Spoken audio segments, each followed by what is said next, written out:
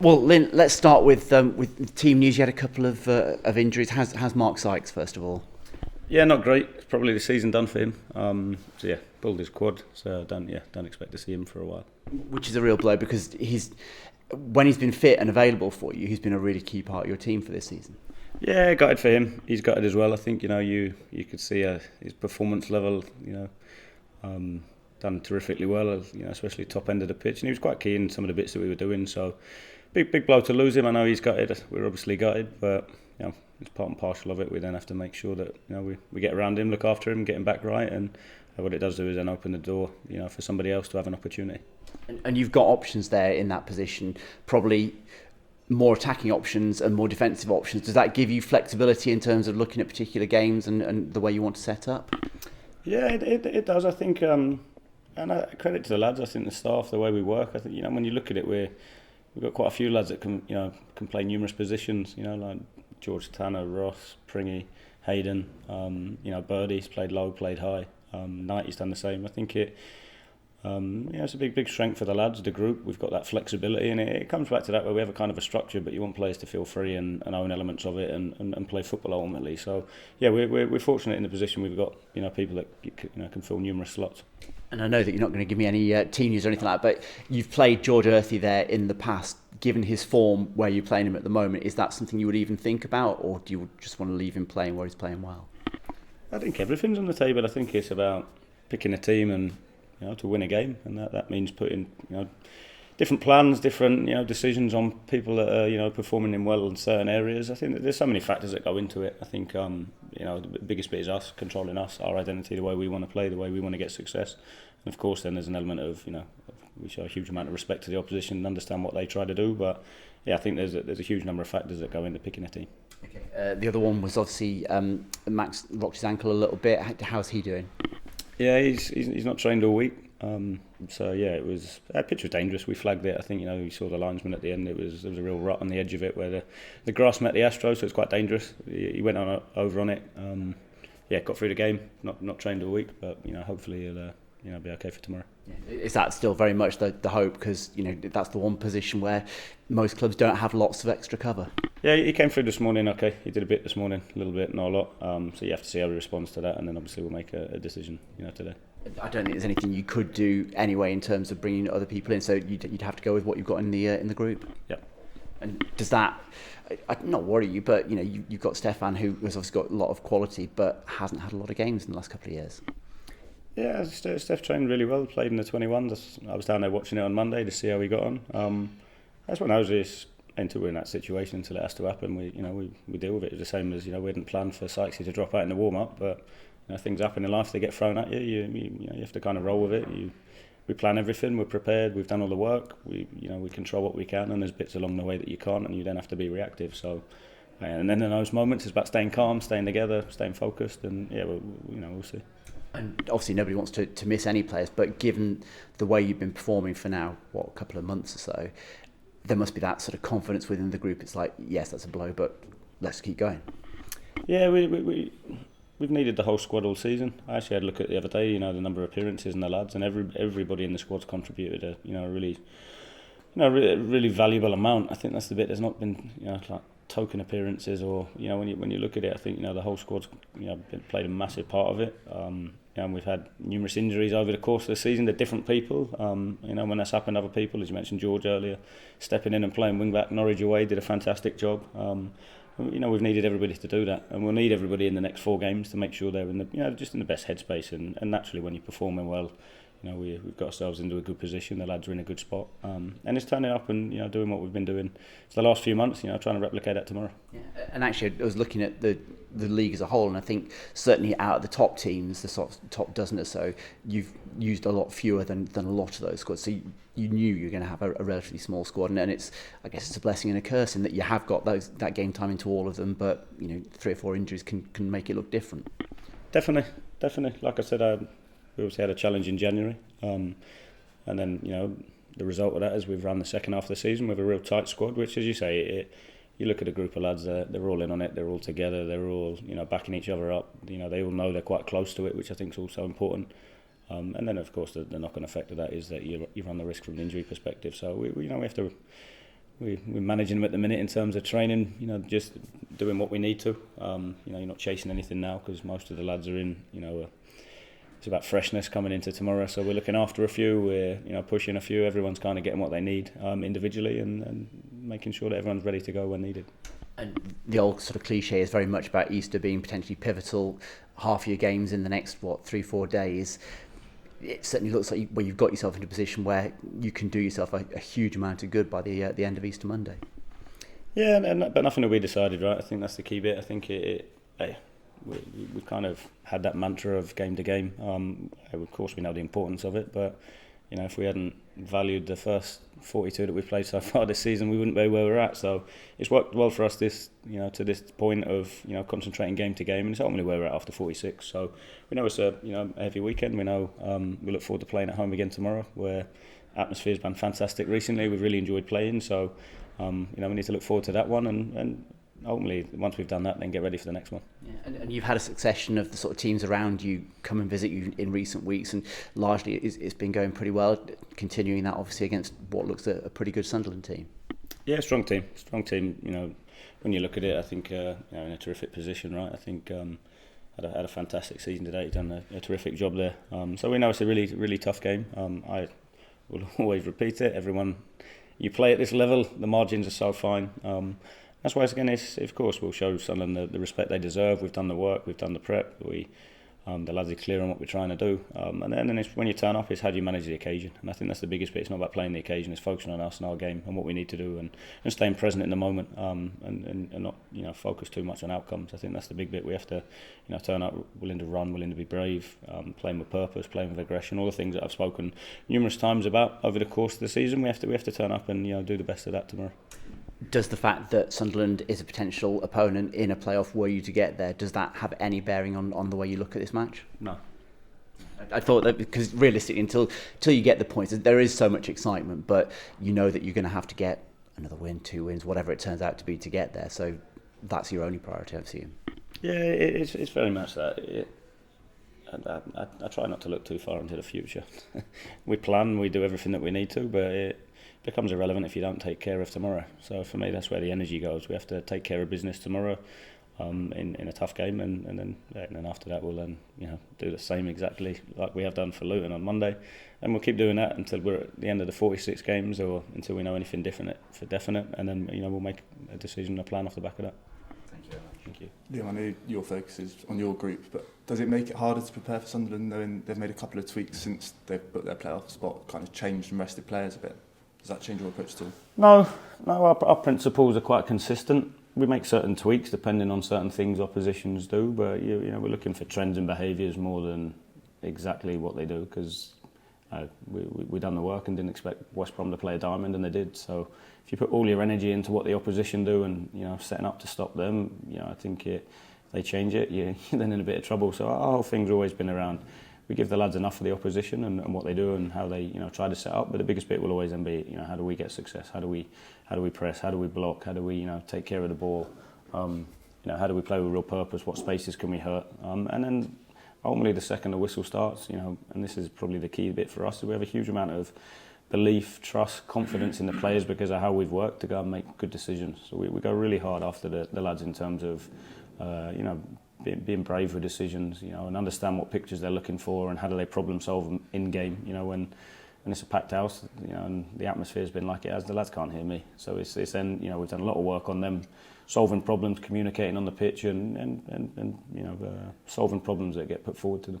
And take plenty of confidence from the performance up there as well. And it was a really good result, wasn't it? It was a tough game, but could have been more. But it was a good performance on the whole, wasn't it? Yeah, really good performance. Obviously hanging on a bit at the end, I think, in terms of what you remember. But yeah, to go to, they were flying at the time. Such a tough place to go as well. To come away with a point, when you look back now, is it's a solid point. But yeah, it was obviously nearly more. So yeah, frustrating that one at the time. But yeah, you move on. We know they're a big club, strong side. But we're in a good spot, and we're looking forward to going.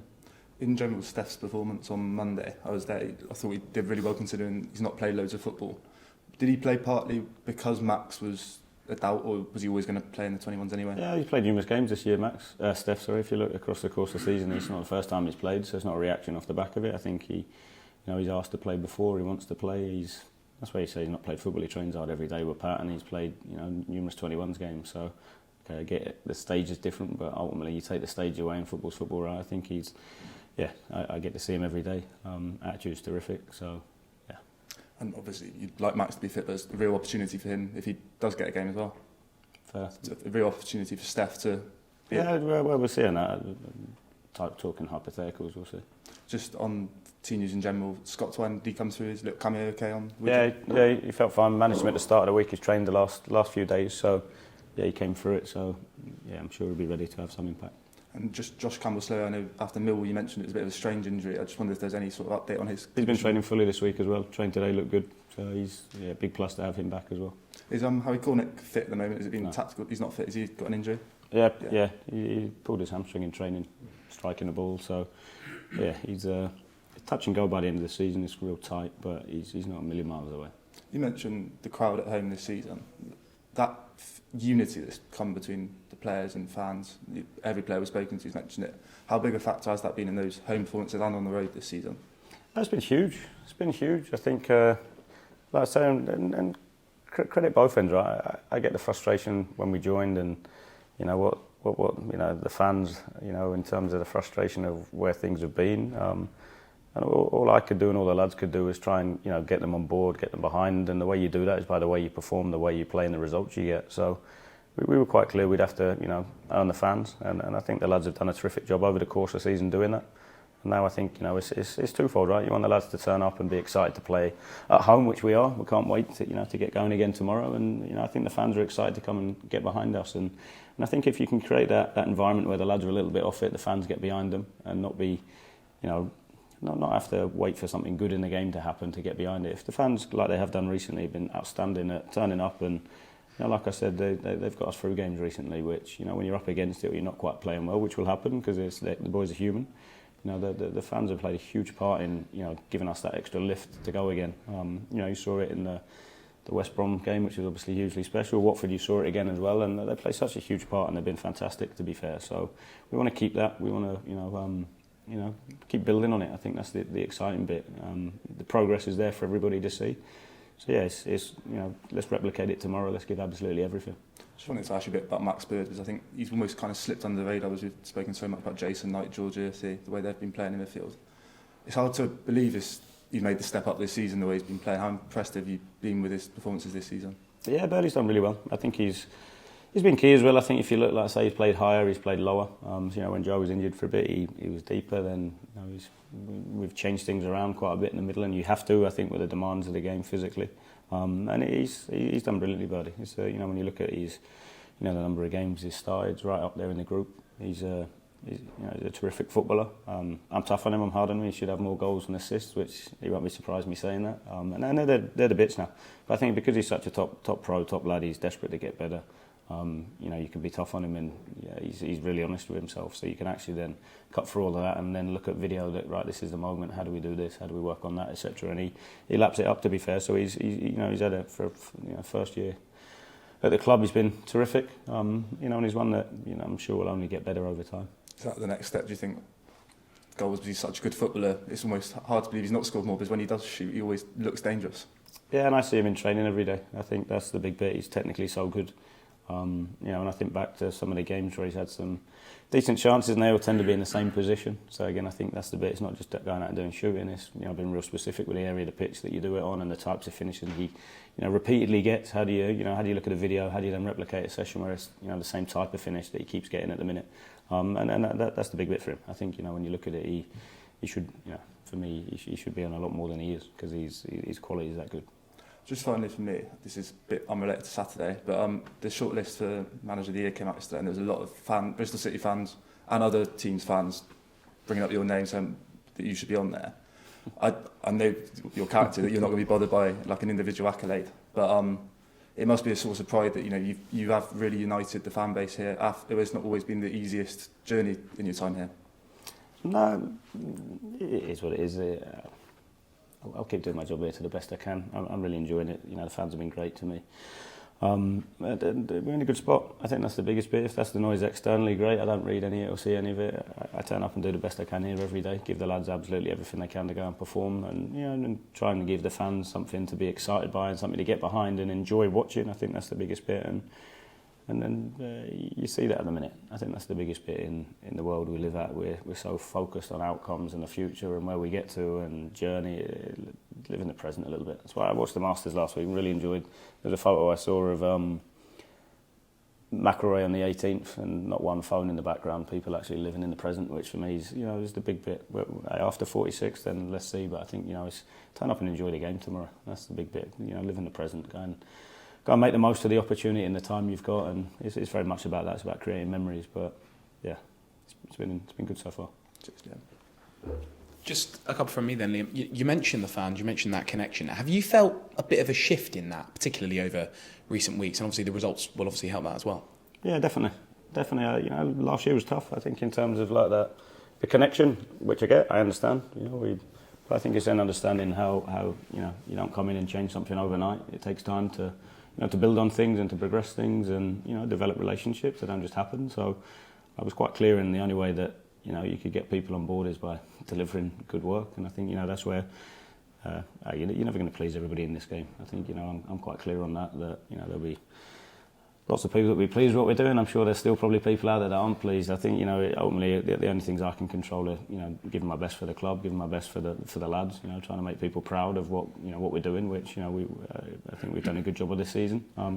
In some difficult circumstances, when you look at what you're competing against and some of the bits we've had to put up with, I think this season, I think that the lads and staff have done a fantastic job. So the connection's definitely grown, I think, over the course of this season. And some of that comes from belief, right? When I join, you're carrying not just the transition, but years of history as well, of frustration. So the big thing is, and be excited by it. But there's no guarantees on anything in football as well as life. So let's make the most of it.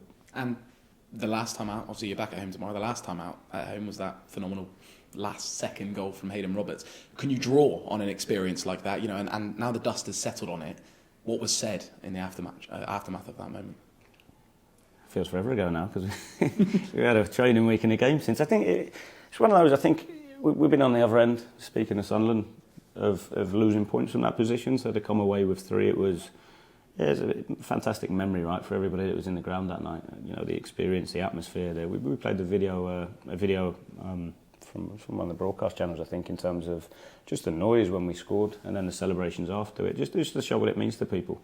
And then we understand the privilege and the position we're in, and what we're trying to do at the club. And I think the other bit, and it's obviously on the shirt, and we always believe. I think that's a big message as well. That you keep fighting, you keep running, you give absolutely everything to the end, because the game's so unpredictable, and there's been so many historical moments in sport and specifically football where things have turned so quickly. It can happen so quickly. So that was a big thing in terms of we fight to the end no matter what.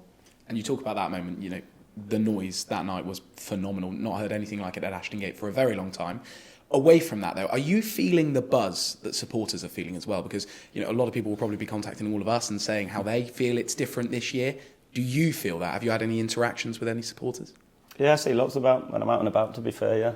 But it's nice when we're in this position, right? I think, last year when they're the bits people don't see. You get the same conversation aimed at you 20, 30, 40 times when you're out and about. But I love it, in terms of I'm fortunate, I'm privileged, and I've worked extremely hard to get to this position. So while I'm in this position, I'll never take it for granted. I understand the importance of it, and the impact we're trying to have on the community, the area, the club. Trying to create our own piece of history. I think that's the biggest bit. And yeah, when I'm out and about, the fans have been terrific with me, to be fair, I have to say, and I really enjoy interacting with them. I'm quite a simple person, so for me, just to engage, to have a chat, to listen to people and their stories, their history, only helps me understand, the club and the area a bit more. Best of luck at the weekend. Thank you. No, all good. Thank you very much. Cheers, gentlemen. Good luck tomorrow. Much appreciated.